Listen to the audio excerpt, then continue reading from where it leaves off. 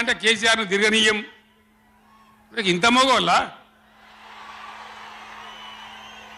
కేసీఆర్ను తిరగనియారట. తెలంగాణ తెచ్చిన కేసీఆర్నే తిరగనియారా? ఏమి చేస్తారు? చంపేస్తాడద్దా? చంపుతావా? దా వ్యాపారం చంపుతావుదా? కేసీఆర్ని చంపి మీరు ఉంటారా?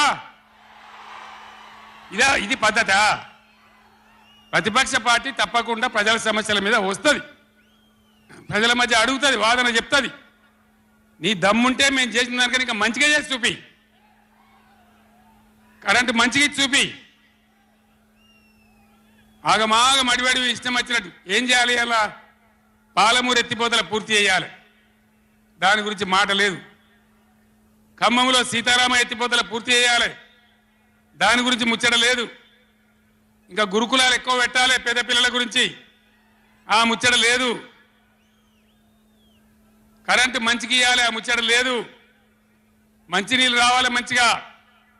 రాష్ట్రంలో చాలా దిక్కువ తిప్పలైతా ఉన్నది, పట్టించుకునే నాతులు లేడు.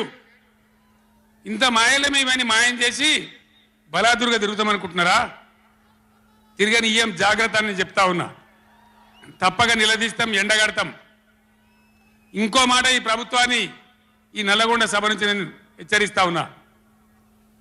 ఇవాళ గోదావరికి ప్రధానమైన ఉపనదే ప్రాణహిత నది. ఇవాళ కూడా 5,000 క్యూసెక్లు నీళ్ళు వస్తూ ఉన్నాయి. అవి ఎత్తిపోయాలి, ఎల్ఎండి ఎంఎండి నింపాలి, రైతులకు నీళ్ళు ఇవ్వాలి. కానీ ఏం చేస్తాను? మేడిగడ్డ పోతాము, బూరుగడ్డకు పోతాం, బొందలగడ్డకు పోతాము.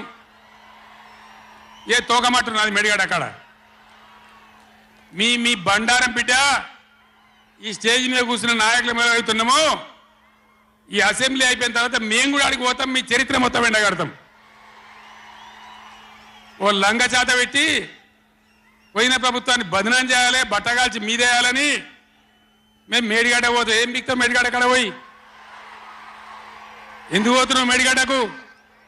దమ్ముంటే నీళ్ళు ఎత్తిపోయి, నీళ్ళున్నాయి, కాపర్ డ్యామ్ పెట్టి కూడా నీళ్ళు ఎత్తిపోయచ్చు. రైతుల ఈ కేసీఆర్ని బదనాం చేయాలని ఒక దుష్టబుద్ధి పెట్టుకొని రైతుల పొలాలను కొడతారా? ఇలా బంధు పెట్టిన మైబాద్కు నీళ్ళు వస్తలేవు, డోర్నగర్కు నీళ్ళు వస్తలేవు, సూర్యాపేటకు తుంగతుర్తికి మునిపొచ్చిన నీళ్ళు వస్తలేవు, తగ్గిపోతున్నాయి. ఇదా మీ రాజకీయం? మీ చిల్లర రాజకీయం. మేడిగడ్డ కాడ ఉంటే అందులో 250 పిల్లర్లు ఉంటాయి, 250 300 ఉంటాయి.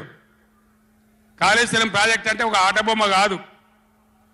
3 బ్యారేజీలు ఉంటాయి గోదావరి మీద, 200 కిలోమీటర్ల టన్నెల్స్ ఉంటాయి, 1500 కిలోమీటర్ల కాలువ ఉంటుంది, ఒక 19 సబ్స్టేషన్లు ఉంటాయి, ఒక 20 రిజర్వాయర్లు ఉంటాయి.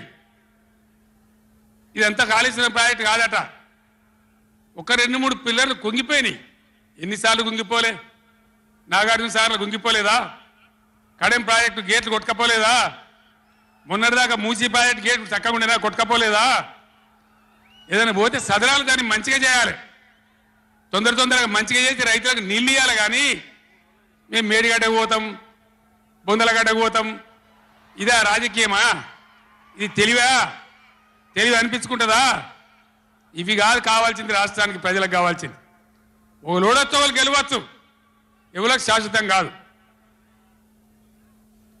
మళ్ళా డబల్ స్పీడ్తో మేము అధికారంలోకి వస్తాం.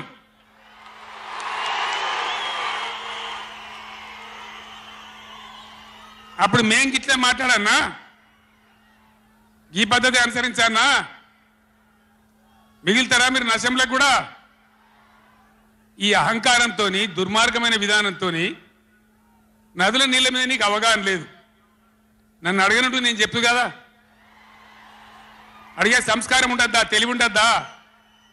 అన్నా ఏం దగ్గర ఇట్లా అంటాను, కేఆర్ఎంకి అప్పచెప్పమంటాను, ఏం చేయాలి? ఈ పొన్నాల లక్ష్మయ్య గారు ఉన్నాడు, హరీష్ రావు ఉన్నాడు, నేనున్నా, కడియం సిఆర్ ఉన్నాడు, నీళ్ళ మీద పనిచేసిన వాళ్ళు ఉన్నారు. ఎవరిని అడిగినా చెప్తుంటాం కదా. మీకు తెలివి లేకపోతే అప్పచెప్పుడు, ఆగమవుడు, బడ్జెట్ ఆపి తీర్మానం పెట్టుడు. నేను ఒక్కటే మాట మీతో చెప్తున్నా, దయచేసి. నిన్న కూడా అన్న నాతో హైదరాబాద్లో, సార్ అసెంబ్లీలో తీర్మానం అయిపోయింది కదా, ఇంకా నల్గొండ చెలో నల్గొండ ఎందుకని. అసెంబ్లీల తీర్మానంతో అయిపోదు, చెలో నల్లగొండతో కూడా అయిపోదు. దయచేసి ఎప్పటికప్పుడు కృష్ణా నదిలో బ్రిజేష్ ట్రిబ్యునల్లో మన వాటా తేలే వరకు, న్యాయమైన వాటా తేలే వరకు, మన నీళ్ళ హక్కులు మనకు దక్కే వరకు ప్రతి సందర్భంలో ఈ 5 జిల్లాల ప్రజలు, కృష్ణా పరివాహక ప్రాంతంలో ఉన్న 5 జిల్లాల ప్రజలు ఎప్పటికప్పుడు మనం పోరాడడానికి సిద్ధంగా ఉండాలి. ఈ సభ వేదిక నుంచి చెప్తేనే ప్రజలకు అర్థమవుతుందనే ఉద్దేశంతో నేను మీ అందరినీ శ్రమ పెట్టి ఈ సభ పెట్టిన తప్ప ఇది రాజకీయ సభ కాదు. ఇలా ఏ ఎలక్షన్ లేదు, పార్లమెంట్ ఎలక్షన్ కూడా ఇంకా 2 నెలలకు 3 నెలలకు ఉన్నది, ఇప్పటికిప్పుడేం లేదు. నేను ఇలా వచ్చింది రాజకీయాల కోసం కాదు. కాబట్టి దయచేసి మీ అందరిని కోరేది, ప్రజలు ఎప్పటివరకు అయితే మన హక్కుల మీద న్యాయమైన పోరాటాలకు సిద్ధంగా లేకపోతే బొండిగా విసికెత్తారు తప్ప మనకు న్యాయం జరగదు. అందుకని మీ అందరినీ కూడా ఇలా సభలో ఉన్న వాళ్ళను, టీవీలో నా ఉపన్యాసం వింటున్న వాళ్ళను మీకు దండం పెట్టి నేను చెప్తా ఉన్నా, నేను మీ బిడ్డను. 15 ఏళ్ళు పోరాడి సాగు నోట్ల తలకాయ పెట్టి చివరికి సాగు ధరదాకా పోయి ఈ తెలంగాణ తెచ్చింది నేను. అందుకే నాకు గర్జు ఉంటుంది, ఫికర్ ఉంటుంది, తన్లాట ఉంటుంది, నాశనం కావద్దనే తపన ఉంటుంది.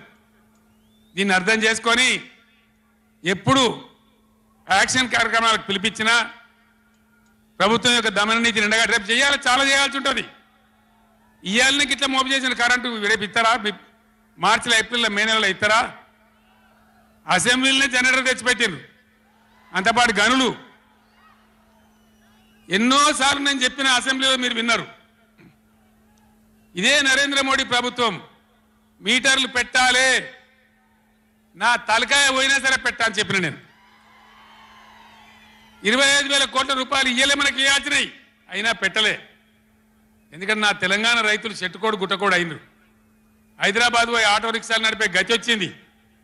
కాబట్టి వీళ్ళు మళ్ళీ ఒక దరికి రావాలి, పల్లెలు పచ్చబడాలి, రైతాంగం బాగుంటే అందరికి పని దొరుకుతుంది, చిన్న రైతు పెద్ద రైతు అందరు బతకాలని చెప్పి ఎంత మంచిగా వచ్చేది రైతు బంధు, ఎంత బ్రహ్మాండంగా వచ్చేది. మీ బ్యాంకులో పడి టింగు టింగుమని మీ ఫోన్లు మోగుతుండే. ఇప్పుడు బ్యాంకులో వడులు లేదు, ఫోన్ మోగులు లేదు. ఏం మోగుతుందిరా అంటే రోజు అసెంబ్లీలో అరుస్తా ఉన్నారు పనికి మాలిన మాటలు. అంతే కదా, మీరందరూ చూస్తున్నారు కదా. ఏం భయపడకుండా, ఏం కాదు, మళ్ళా మనమే వస్తాం, అన్నీ చేసుకుందాం, ఏం కానీయం తెలంగాణను. ఈ మధ్యలో కూడా వీళ్ళు దుర్మార్గం చేస్తే కొట్లాడదాం, పోరాడదాం, మన హక్కుల కోసం నిలబడదాం. రే ఆగురాబాయ్ ఆగో, ఏ ఆపా రాజశేఖరెడ్డి, అరే ఎవడాడు ఈ సభనా బాబు? ఇది మన సభ కాదు ఇది. ఎందుక పిచ్చోళ్ళాడా?